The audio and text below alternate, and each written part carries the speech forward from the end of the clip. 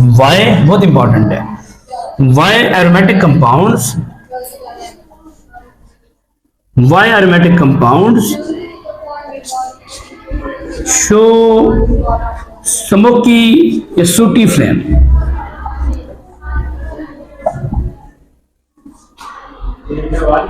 सूटी flame. Organic aromatic compound sooty flame क्यों देती है? देखिए सूटी फ्लेम, फ्लेम दो तरह के होते हैं, फ्लेम में दो तरह के होते हैं। अगर आप घर में जो नेचुरल गैस है उसको अगर आप जलाएं, ठीक है, तो ब्लूइश कलर का फ्लेम आता है, नीले रंग का, ठीक है, हल्का हल्का नीला होता है शुरू में। अगर आप कोई और जैसे लकड़ी जलाएं, येलो कलर का फ्लेम आता है, बिल्कुल येलो, ऊपर से धुआं भी निकल रहा होता है। लकड़ी जलाई कभी धुआं भी निकल रहा होता है, कभी गैस के जो मीथेन गैस जलाते हैं, सुई गैस, वहां से धुआं देखा है? नो, गैस में धुआं नहीं निकलता, वो फ्रेश कंप्लीट बर्निंग वहां पे हो रही होती है, वहां पे कंप्लीट बर्निंग हो रही है। इसकी क्या रीजन है? कहते हैं व्हाई ऑर्गेनिक कंपाउंड शो सूटी फ्लेम। फ्लेम दो तरह के, सूटी फ्लेम होता है, एक ब्लूइश फ्लेम होता है। कहते हैं ऑर्गेनिक कंपाउंड सूटी फ्लेम देते हैं, यानी कि ऐसा फ्लेम होता है इसके ऊपर धुआं भी होता है येलो कलर का। व्हाई? इसे इसके लिए ना रीजन है, एक ये पॉइंट आप याद रखो कि ऑर्गेनिक कंपाउंड्स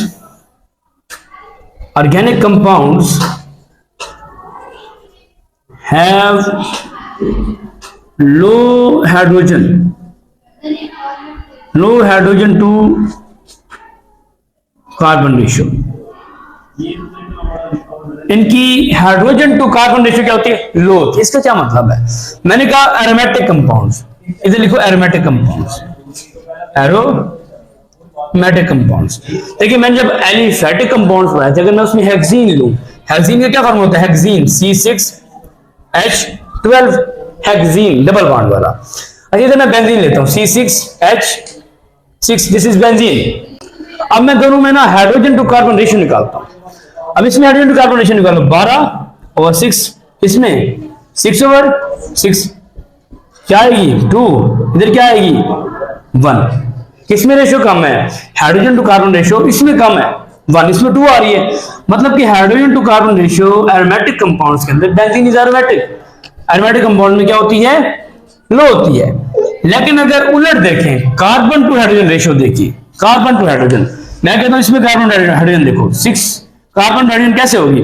6/12 हो जाएगा, 6/12, इसमें 6/6, ऐसे 1, इधर 0.5 आ जाएगा, ऐसे। अब किसमें कम है? अब एलिफेटिक में कम है। Carbon to hydrogen ratio aromatic compound में ज्यादा है, लेकिन हाइड्रोजन टू कार्बन इसमें कम है। कार्बन टू हाइड्रोजन रेशियो का मतलब है कि कार्बन, इसको दूसरे लफ्जों में मैं कह सकता हूं कि कार्बन की परसेंटेज इसमें ज्यादा होती है, ऐसे कार्बन की परसेंटेज एरोमेटिक कंपाउंड में ज्यादा है। अब देखो कहते जब हम जलाते हैं एरोमेटिक कंपाउंड और एलिफेटिक को, मैं रिएक्शन लिखता हूं। अगर हमने कंबस्शन करवाई, इधर हमारे पास मीथेन, ठीक है, इसकी हमने कराया ऑक्सीजन के साथ, कंबस्शन ऐसे होती है, साथ क्या बना? CO2 और H2O, ऐसे।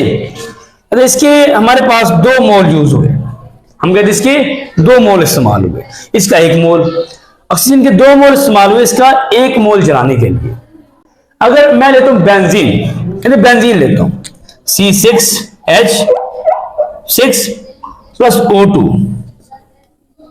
कहते इसके 1 मोल को जलाने के लिए इसके अगर हमारे पास इसके 15 मोल लगते हैं, इसके 2 मोल को जलाने के लिए, सही है।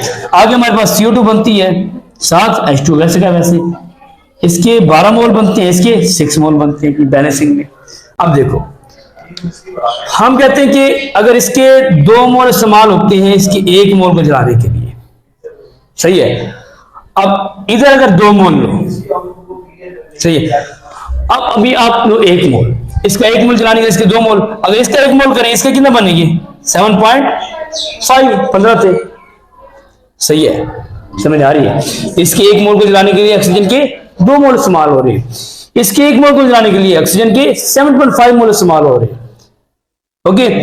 अब अगर मैं इसके 2 मोल लेता हूं, इसको भी जलवाऊंगा, इसको भी जलवाऊंगा, ये तो कंप्लीटली कंबस्शन हो जाएगी, इसकी कंप्लीट सारी की सारी, इसमें जो कार्बन है सारी की सारी जल जाएगी। लेकिन इसकी क्या जल जाएगी सारी की सारी कार्बन? नहीं, क्योंकि इसको तो 7.5 मोल चाहिए, सही है ना। मतलब इसकी कंबस्शन के लिए ऑक्सीजन ज्यादा चाहिए। क्यों?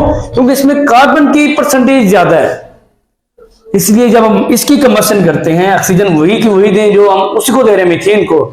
जितना हम एलिफेटिक हाइड्रोकार्बन दे रहे हैं, जब उतना ऑक्सीजन इसको देते हैं तो इसकी कार्बन बच जाती है, इसकी कार्बन रिमेनिंग बच जाती है, वही कार्बन धुएं की शक्ल में ऊपर आ रही होती है। इसकी वजह से ये सूटी फ्लेम होता है। बात समझाइए अब आपको।